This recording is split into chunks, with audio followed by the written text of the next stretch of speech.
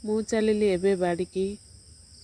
କାଲି ହେଉଛି କାର୍ତ୍ତିକ ପୂର୍ଣ୍ଣିମା। ଆଉ କାର୍ତ୍ତିକ ପୂର୍ଣ୍ଣିମାରେ କଦଳୀ ଡଙ୍ଗା ବା କଦଳୀ ପଟୁଆର ଡଙ୍ଗା ବହୁତ ଶୁଭ ହୋଇଥାଏ। ଡେକୋରେସନ୍ ପାଇଁ କିଛି ପଣସ ପତ୍ର ଆଉ କିଛି ଫୁଲ ଆଣିବାକୁ ଗଲି।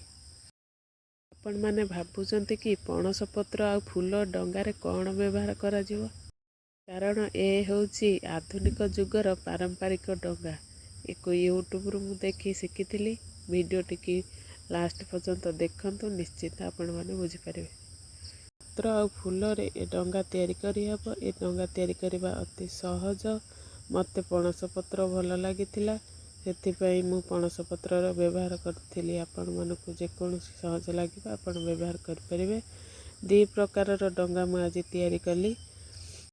ନା ଅଛି 18 ଟେନସନ୍, ନା ଅଛି 16 ଟେନସନ୍।